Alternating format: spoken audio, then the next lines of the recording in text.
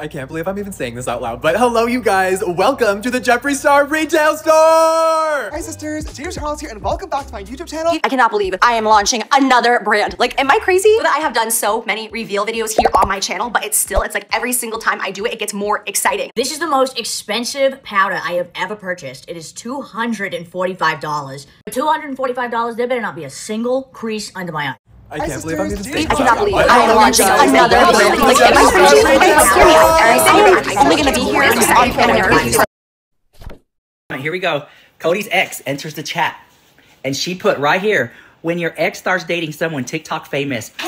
When you're a beauty influencer specifically, it's such a ego-based career because you're talking about yourself all the time and putting makeup on your face.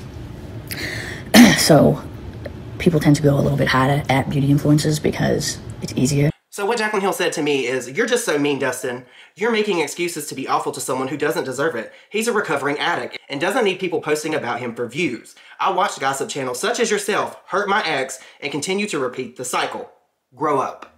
See, and this right here proves that Jaclyn Hill is a manipulator. Speaking of Morphe, they actually tweeted out that they are going to be closing all locations in the US. And hi everyone, it's me again, and Squish Gang is present.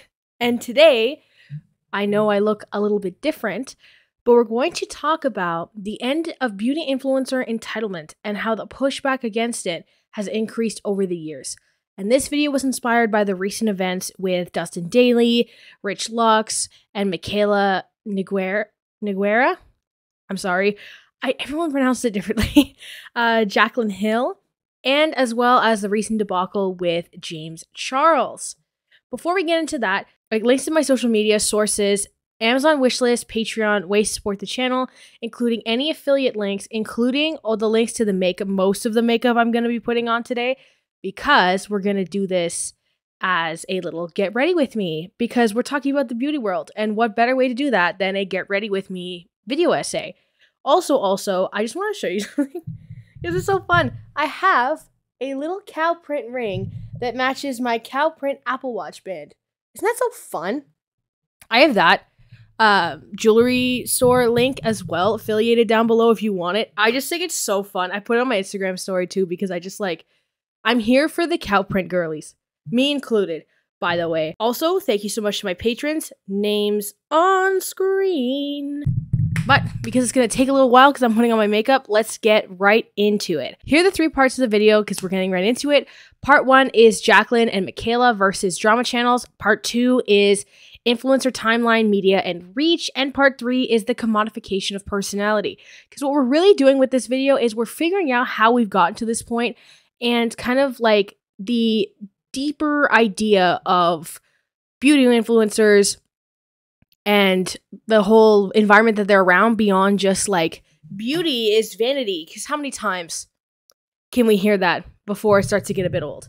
So I'm going to start putting my makeup on right as we get into part 1. So recently, as people have been seeing on Twitter and places like Reddit and stuff like that, is there's been a lot of infighting between like Mikayla and Jaclyn and drama channels. Particularly given that there's been stories that have talked about Mikayla's fiance's ex-girlfriend. They fought particularly like this drama channel trio of Dustin Dailey, Nick Snyder, and Rich Lux, who are were once all friends, but then now they're kind of not. I don't know. They're kind of messy. So that's kind of the vibe that we're going off of for that. So I also want to state that before we really get into it, that I don't really have much bias for or against any of these people. I'm going to be honest with you. Out of everybody, like the content or the person like I liked the most would be Mikayla. And then the person I know the least about would be Jaclyn Hill, because I don't think I've ever actually watched a Jaclyn Hill video in my entire life. So if we want to get a gauge on everything here. The only thing with Mikayla is I've been aware of her recent scandals and everything. And I've been aware of kind of everything that's been going on with her. Jaclyn I've only ever known about because of like the various scandals that she's been in and the issues she's had. I think the first time I heard about Jaclyn Hill was when she released the Vault with Morphe. But other than that, I've never actually like been inspired by Jaclyn Hill in any way to like do makeup or like Mikayla, been an avid hater of Jaclyn Hill, where I would comment on her videos about how she lives a privileged life of just being able to be rich and make videos. I make videos. I am not rich from making videos. Not even kind of. I actually have another job on top of this, which is why, you know, with the try being an influencer for a day video, it's $5.19, which I'll put in right now. All right, we got Caesar salad with a little bit of Caesar dressing. You know, I'm feeling like a fucking asshole today, so I'm gonna clap back at people because I'm tired. I'm so tired. Every single day, I get up at 6 a.m. I spend about 5 to 6 hours filming video content that ranges from 3 to 4 videos, and I spend a few hours editing that video content. Then I have to work on my other social media profiles, whatever it may be, Instagram, whatever. It's fucking marketing. Then I'm in meetings from 12 to 5. I literally just finished working. It's 5:19. Try being an influencer for a day. Try it. Because the people who say it's easy are so far out of their minds, try it for a day. It is not for everybody. In fact, it's for a very small handful of people who can actually do this job. Because it's absolutely fucking insane. You do not want to have this job. I was kind of rubbed the wrong way because it's a bit different too. Like, so a lot of people that I saw commenting on it was like, oh, when I was Mikayla's age, you know, I was working as a waitress and blah, blah, blah. Usually something along that line, right? Which is like valid. I am Mikayla's age. Well, when Mikayla made that video, I'm Mikayla's age because that video is from about 1.5 years, 2 years ago. Mikayla's 24, I'm 22 for context. So, and you can see that I'm 22 and making content, right? My first video to get literally any views at all, and by I mean any views, I mean like 5,000. And when I say any views, I'm comparing it to like 30 views. By the way, I'm not comparing it to like being viral or anything like that. But anyways, my first video to get any views at all, I was 20 years old. It kind of rubbed me the wrong way a little bit more than some because that I make content, I go to school, and I have a job, and I've had other jobs too. So I started working at 16, I want to say. Like, I was just about to turn 7. No, I was 16. My first job, I worked as a dishwasher at a restaurant, got fired. Then I worked at a summer camp and as a dishwasher, and I worked at Boston Pizza as the person who made the pizzas, like the doughs and stuff. I was mistreated at both of those jobs. So I have some pretty drastic things to compare to. I even had a kind of office-y job type thing, and I got fired from that in my co-op because of a whole bunch of stuff. So I have a lot of things to compare from, a lot of things to draw from, right? In comparison to Mikayla, more similarly to like the older people that have been, you know, that have made content or talked about her previously, right? The thing with me too, right, is I also come from, you know, low-income family and all that kind of stuff. But it rubbed me the wrong way because I go to school for education. And I see a lot of people, like my peers, that have to work full-time in, like, schools and stuff, and also do the classes and everything. I'm just sitting here making a couple videos a week, and maybe teaching a couple hours on and off here and there, and being able to, like, survive like they are. And it makes me almost feel guilty, and I just can't see how at our age, when, you know, people your age are not only working, but, like, also in school at the same time, how you can just sit there and drag people for commenting on your career. And we'll get into the idea of the commodification of the social media influencer a little bit more after, but as far as that goes, that's kind of, I guess, any bias I have against Mikayla. And if we're talking about Rich and Dustin and Nick, it was mostly I just got really, all of a sudden I really noticed, I didn't watch much of them, but I really noticed the bias toward Jeffree Star, and to the point that it was like kind of ridiculous. And then that really bothered me too, right? My brows are really a trust the process kind of thing. Also, the camera makes them way shinier than they are in real life. To catch us up on what happened really quick, I'm going to get into the events of the kind of Mikayla versus everybody versus Jaclyn, also drama channels, etc., etc. So there's been some questionable history between Jaclyn and Mikayla as well, because Mikayla's kind of been known as like a Jaclyn Hill hater, and Mikayla actually talked about this at one point, kind of saying that she did that because she was jealous of Jaclyn Hill.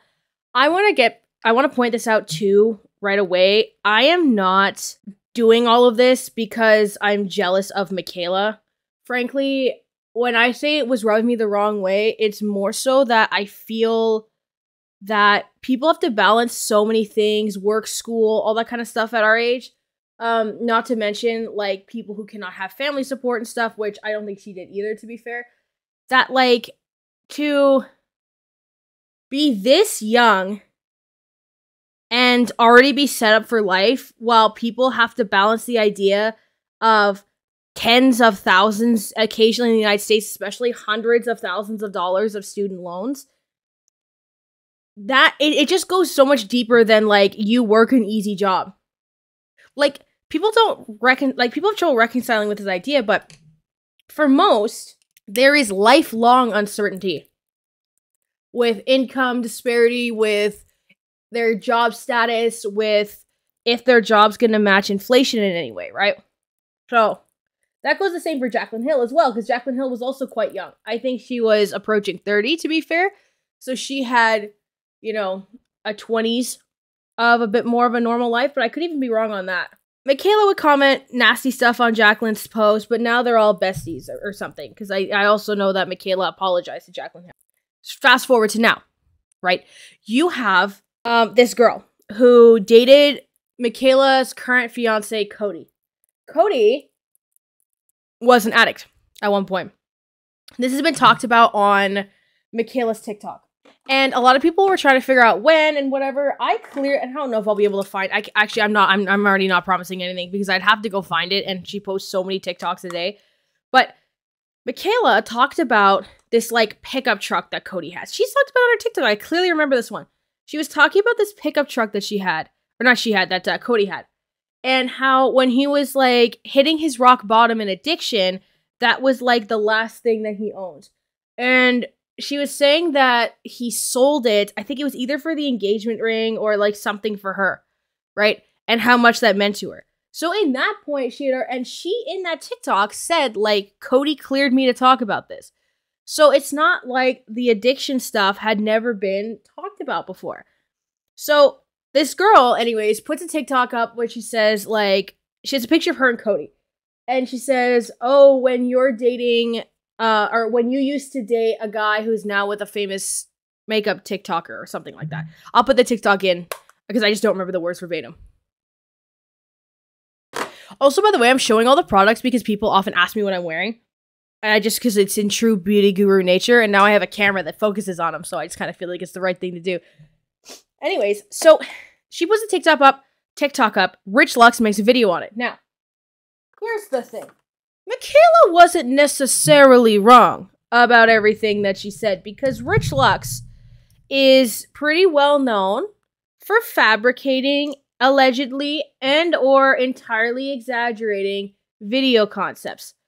So I thought, this is why I'm late to the party, because I wasn't really keeping track of this, because I was like, oh, someone's mad at Rich Lux, like, regular Tuesday afternoon, you know what I mean? But she proceeded to talk about how people do not have a right to talk about Cody's addiction. Right? Or past addiction issues, especially because he doesn't have social media or anything. Now, where this becomes an issue, or where it kind of continued to spiral, is Jaclyn Hill coming in. So Jaclyn Hill came in and said that she talked specifically about Nick Dustin and Rich Lux, about how they exploited her late ex-husband John Hill's addiction. Now, for those of you who don't know, Jaclyn Hill, right, yes, is not her, like, maiden name. She kept the name from her last husband. I assume once she gets remarried, she'll take the new husband's name. Even then, maybe not, because of his passing and everything. That's not necessarily what I'm commenting on here. Jaclyn Hill said that essentially those people caused for a spiral in her as well, her being Jaclyn Hill, and caused her to like kind of go into like alcohol addiction. Essentially, Jaclyn Hill is blaming these drama channels for her getting into an addictive space as well. And obviously, they were not having any of that, which I agree with that. Like, who are you to be like, you are the ones that, even though I am very, very privileged, and it is objectively true that the things that a lot of the things that people have called me out on are specifically because of my own bad behaviors. All in all, she conflated all of that together. Then Dustin and everybody started making videos and tweets. I have a couple for over a month and decided to come back and tweet to me in response to what I said about Mikayla that had not shit to do with sobriety or addiction and recovery is very, very fucking gross, Jaclyn. Especially the fact that you would insinuate that I had anything to do with what happened with John. Fuck you, Jaclyn. Fuck you for that. That is absolutely abhorrent and disgusting. And anyone that watches me and anyone that knows me knows that I would never comment on John's sobriety. John was a junkie. But it gets better. It gets better. Jaclyn Hill tagged me in an Instagram post and said this: I've hit my limit. Growing up on social media, I had to deal with so much criticism, allegations, speculation, and lies. Where, Jaclyn? Where has one lie been said about you? Where has anyone speculated and not brought proof of the things that you've done? What I speak about, what Nick speaks about, I'm not going to talk about Rich because Rich does really stretch things out. But if I've spoken about it, there's been receipts to back up what you've said and what you've done. It's not my fault at all that you've made shitty decisions when it comes to your audience and grifting your followers. I never really stood up for myself because I was scared to lose my followers and career. I dealt with hate channels trying to cancel me every day and spread lies and hate about me to the world. I laid in bed at night screaming, crying because I was sad that people didn't know the real me. This led to excessive drinking, binge eating, etc. No, Jaclyn. What you are doing and what you are going through and what videos have been made about you are because of you. They're because of you, your actions. If you did not do things, if you weren't shady and you didn't do all the stuff that you've done with Morphe, you didn't do all the stuff with Cozy, if you didn't do any of that, we would not speak about you. And it's awfully telling that you've been away from social media for a month, especially, well, at least on Twitter. And then you come back and tweet to me when so many people have been tweeting to you about Cozy. So it says, imagine how disgusting you'd have to be to use your ex-husband's death and blame others for your shortcomings to get attention. Because you have a fucking makeup launch coming up for a company that just laid off so many people. A level of low I never thought I would see. And this is in reference to Morphe shutting down. We'll get into the Morphe shutting down a little bit more in the further parts down the line. But, ooh, I was going to put my phone on the makeup thing. There's this idea that these people cannot report on what's been going on because the parties at hand can't speak for themselves. It's being Cody and John Hill. Now, mind you, the order of this might be a little bit muddy because it was kind of confusing to me because I came in late to the game. So if the exact order of events is a little bit off, I apologize in advance. But point is, right, that what they're saying is they do not have, they being Jaclyn and Mikayla, that drama channels do not have the right to speak on those that quote unquote can't necessarily fight for themselves. And that drives forward this idea that the influencers have a right to a privacy even on things that they themselves have discussed. Because it's not necessarily them directly. This causes a bit of an issue that we'll continue to get into because of the nature of the influencer career. Because the influencing is a new career, we have to remember, right? 10, 15 years ago, this didn't really exist. So I'm going to play, obviously, anything I've missed regarding Instagram stories and details and stuff right here as we get into the second part of the video. Rich Lux. I now like to call him Rich Sucks because every video he posts about me is inflated and lacks any sort of media literacy and no research and just, you suck, dude. I fucking hate you. And then, like, you can post about me as much as you want. Like, go for it. I understand you get lots of views, engagement, whatever, by talking about me because I'm a hot fire topic. But, like, don't fucking talk about Cody. Cody doesn't even have social media. Cody is a recovering addict. He is going through sobriety and AA. And honestly, the fact that you made a video about him, that's... And I know that you're probably going to post this on your fucking IG and TikTok and whatever. Good. Put this clip in there. Cody does not deserve to be spoken about on social media. I understand that his ex posted a video saying, oh my god, I dated Cody. There is no tea there. That is someone he went through treatment with. He met in treatment. They were both drug addicts, of course. They've been through some shit together. Yeah, no, keep Cody's fucking name out of your mouth. It's just weird in general that you're talking about him. Like, he appears in my videos sometimes. You barely hear him talk in my videos. He's not a social media person. Yes, I put my life online, but no, we're not going to do that to recovering addicts and good people, because Cody's the best fucking person I've ever met. So that's it. Here's part 2. We're going to get into a little bit more of like the meta of the influencer universe and stuff like that, right? So we have to remember, okay, before we get into this, because this is kind of a big crux of everything going on. Influencing is an incredibly new phenomenon. As I mentioned earlier in the video, right? I am 22 years old. And at the ripe age of 22, which I on the internet once have been called geriatric, which was interesting, I can clearly remember a time before the social media influencer existed. And because of that, people don't necessarily take super new career paths seriously. You know, as times change, people develop and people kind of get used to certain things. But the thing is that people are not always super quick to adapt. We have to think, who would be like the first set of social media influencers that we can remember? In my mind, it's people with the likes of like Jeffree Star on MySpace. But even then, it wasn't necessarily incredibly lucrative at the time. Anything similar to what it is now, even if you would consider the peak of influencing being around 2016 prior to the FTC kind of clamping down on everything.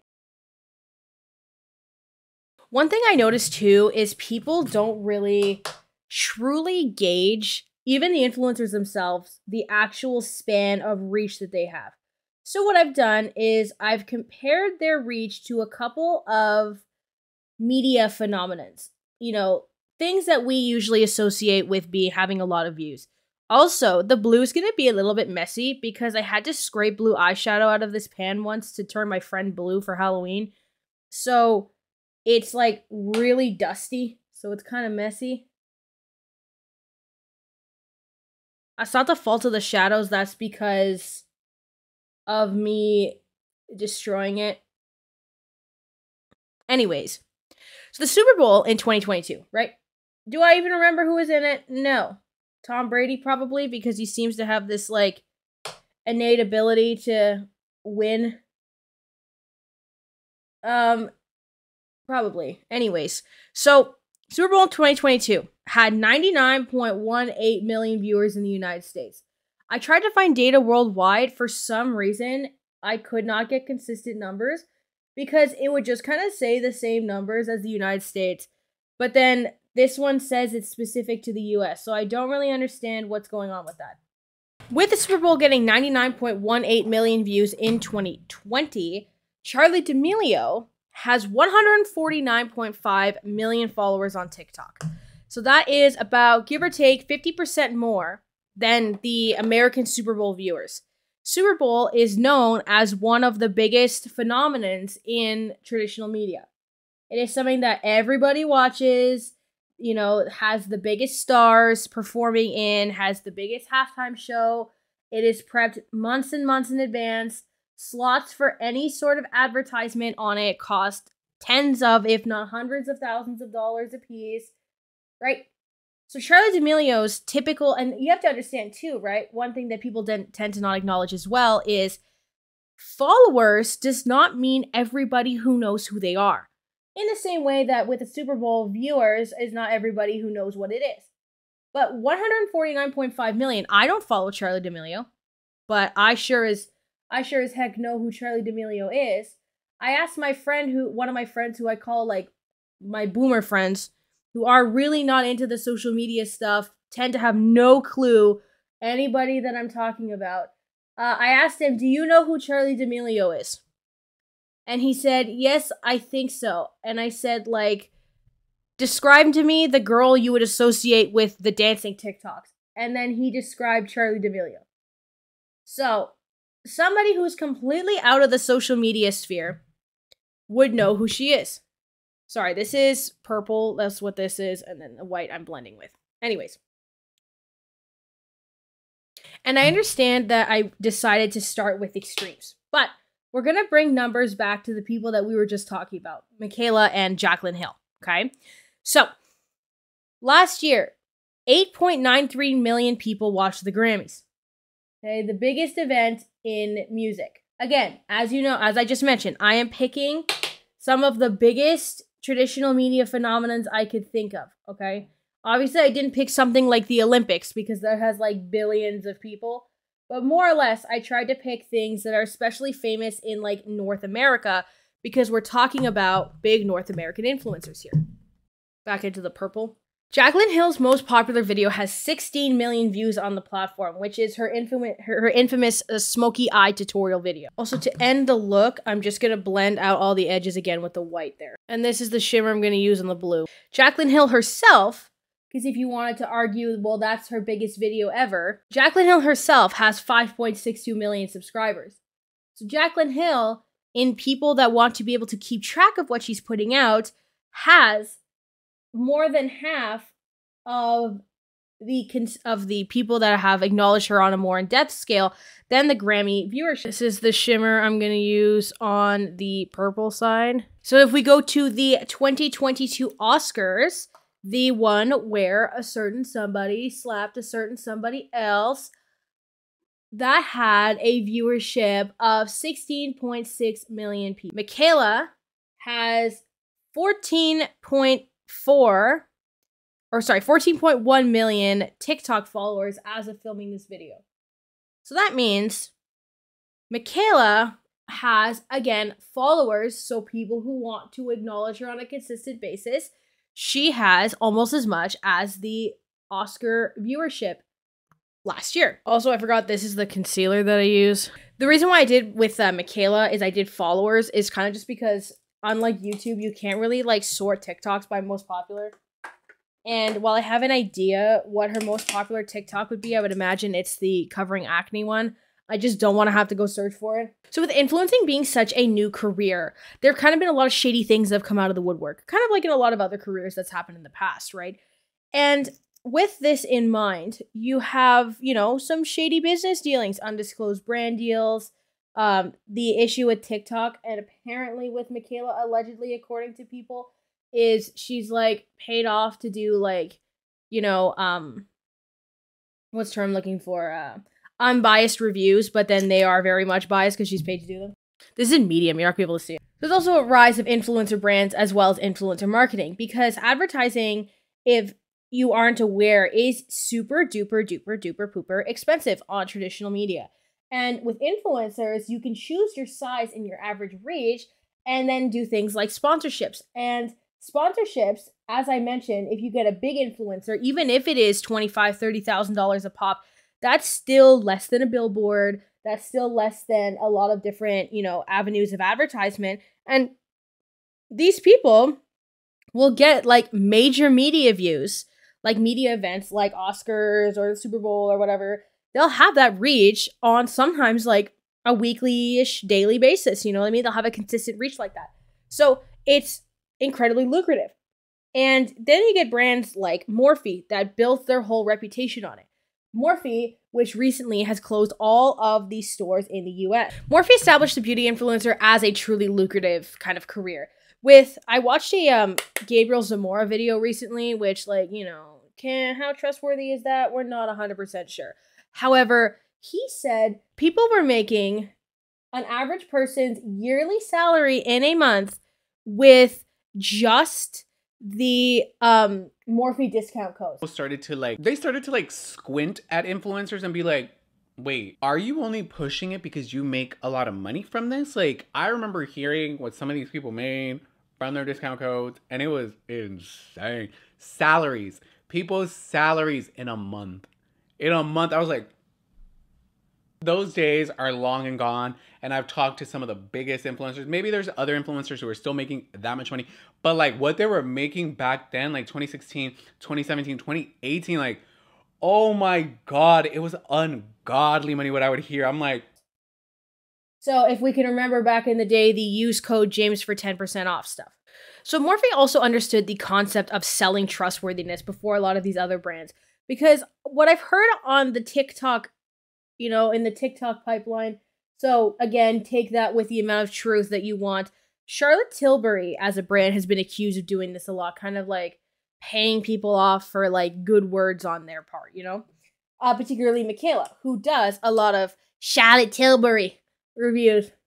I'm not going to comment on the accent stuff. I don't really care that much. As someone with a very silly, goofy accent myself, you know, it's kind of whatever. Okay, I had to stop recording because the mailman showed up. So I kind of lost my train of thought and I had to finish blending out my blush. However, Morphe had the idea of selling trustworthiness. While temporary, it was kind of the idea that you were friends with an influencer as opposed to like a celebrity. I think I was on a tangent about Charlotte Tilbury, if I'm not mistaken. Kind of this idea that people recently have been saying that Charlotte Tilbury is like paying people off for reviews and stuff, particularly Mikayla, who is known for doing a lot of Charlotte Tilbury reviews. It's because it's kind of always been known that the most dependable marketing is actually word of mouth, as opposed to like, you know, TV broadcast or something like that. And it's because people are not usually profiting off of word of mouth. It's just simply because of a product they like. And now the best hope you can have for an influencer is that they plug products that they actually like. Which is funny because I did that earlier in this video. I just really like cow print stuff. And I thought it'd be cute if you could all have cow print rings that I think are really fun. And also I think this was like $16 Canadian or something like that, right? So there's all these different types of influencers, right? Who profit greatly from certain things and who profit less from certain things. And that tends to be the new gauge as to like who's really trustworthy and who's not. So I think I kind of figured out what shifted this kind of disdain towards drama channels from people like Mikayla and Jaclyn Hill, and kind of this almost emerging war between the people and the beauty influencer. This highlighter goes crazy. Oh my god. Okay, sorry. I don't get paid from Natasha Denona, by the way. And if you notice in the description, I don't even have a link for the Natasha Denona makeup. So y'all know that I just like this because I like this. Because that's the thing, right? It's what's the incentive for a certain thing is the biggest part of it. There is something a bit deeper, and I kind of want to discuss why we were able to get to that incentivization in the first place, and kind of how this emerging war between influencers and the drama channels is incredibly misguided, even just beyond the idea of a lot of the criticism that people like Jaclyn Hill get is for like literally, allegedly, I guess, scams, such as like Lipstick Gate, Cozy, which she stole the brand name from somebody else and then forced them out of business and has never addressed it. And all of these different scandals she had, even like the Morphe vaults. She had that she had that jewelry line that was like super expensive and wasn't supposed to tarnish, and then was like rusting like crazy. Like it was like corroding and everything and giving people like the green neck type deal. You know, like when your fingers, like right now, they're not green, right? Because this isn't corroding or whatever, or, but you get green under the rings. Also, this is the infamous Shiseido eyelash curler. I cannot do my eyelashes on camera. I was just sitting in silence. But we have to get into a little bit of a rant here. So as you might know, we live in a world dominated by capitalism. As I showcase every single product that I wear, with most of them being linked, right? Because I gotta play the game too, whether I like it or not, right? That's kind of the reality that a lot of people are in. They don't want to play the game, but they gotta do it because you'll die. Regardless of the idealistic perception that you want to take to combat or exist within capitalism, you cannot simply like just refuse to make money and then everything will be fine. To avoid going on like a Karl Marx-esque rant, I'm just going to talk about a little bit of a story of a class that I was in. So I'm currently in graduate school, like I mentioned, for education. And I had to do a presentation on kind of how the culture of internet has changed like perception of information and the way that we interpret text, which, you know, what could have been more up my alley than that? Let's be real. So naturally, I did a presentation on my Sneeko video. For those of you who don't know, I made a video on Sneeko talking about kind of the alt-right pipeline that a lot of kids going down and stuff like that. This started a bigger conversation within the class. One of the students was a PhD candidate, or she was working on her PhD with my professor. My professor wasn't there that day, so she was running the class. It kind of drove this kind of information exchange idea about social media and how you're selling yourself to advertisers. and you're selling yourself with your thoughts, your likes, your dislikes, the things you like to use, the people you like to interact with, the places you've been, right? It's kind of like every aspect of your life is going to become commodified that way. And this is also done through algorithms. She's essentially saying that you're selling every aspect of yourself outside of physicality. In her presentation, she described this idea that the identity becomes the product. There's where I agree and disagree to some extent, because she ended with saying that we should be worried about these kids on social media and this idea of selling that aspect. Now, I agree with that. That's like what's happening. I'm not disagreeing with her approach necessarily. What I disagree with is that she was kind of on this idea that instead of searching for social media careers, you should kind of just have as little social media presence as possible and work a regular job. Now, as somebody who works a regular job and also works a social media job and also goes to school and has worked other types of jobs and talks to a lot of people that have like social media as like their entire career, I've noticed that there's a dichotomy, okay? Either you commodify these, let's say we're talking about an 18-year-old, okay? High school experience only, high school diploma only, whatever. Either they commodify their time, confidence, a lot of the time, body, and labor for a minimum wage job, such as working fast food, waitressing, or waitering, waiting is what I meant to say, retail, or, you know, etc. for pennies on the dollar, right? United States, federal minimum wage, $7.25. Canadian federal minimum wage, I want to say, is $13.25, I think, something like that. Or you potentially commodify these intellectual aspects for potentially millions of dollars and much more of your time and control. So the social media influencer is that commodity. It's the idea of selling friendships. And this is the idea and the reason why we look for such real influencers, because their product is their identity and experience and friendship. This is a reality that these influencers are now facing, because in capitalism, we need to commodify something of ourselves. In capitalism, you have to be the commodity of some sort. You have to commodify something, whether it be your physical or mental capacities, etc., right? And what the influencers commodify is their day-to-day life, their time, and their experiences. And while many of these influencers expect to be like Hollywood celebrities that have privacy, and I feel like people like Mikayla and Jaclyn feel that entitlement, unfortunately, they don't have pre-established wealth, correct timing, nepotism, or typically associated talent that has been existent for hundreds of years. Like acting and stuff like that has been a thing for hundreds of years, right? Knowing that they're selling their friendship, it's in a completely different atmosphere. So that's why these drama channels feel this right to do so, because they're not an influencer in the light of themselves as the product. Their redistribution of other people's stories are the product. And that's why they feel a right. Rich Lux, Dustin Daly, Nick Snyder feel that right to do so. Now, depending on what your opinion for that's a bit different.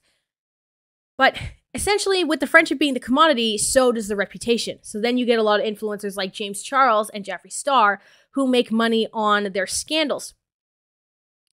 But people will eventually grow aware and tired of that, especially when the creativity of that draws, narrow.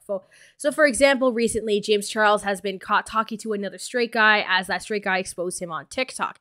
Now, the thing is, people are on the fence about this. Some people are saying that it's perpetuating gay stereotypes, that they're trying to be predatory.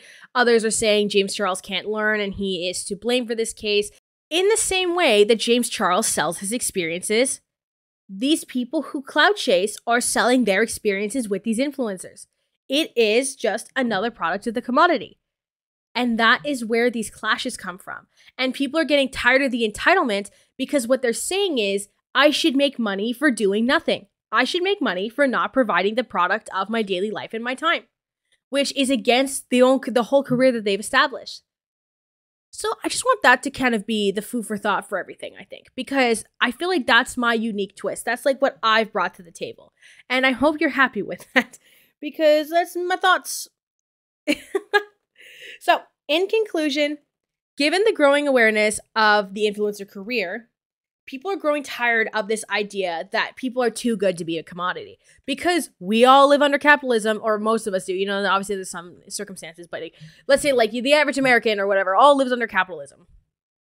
And to be too good for it is something that a lot of people don't want to stomach, right? So links, sources, ways to support the channel, Amazon, Patreon, links to everything that I could have linked that's on my face which are affiliated down below, including the jewelry to get this here little cow ring diddly dee, are all going to be down below, along with an email to suggest content to me and my social medias where you could also DM me content suggestions. So everything will be there for you. And I hope you all have a great day. I hope the makeup is okay, and I'll see you when I see you. Bye. Do you have abs? I do. Let's see.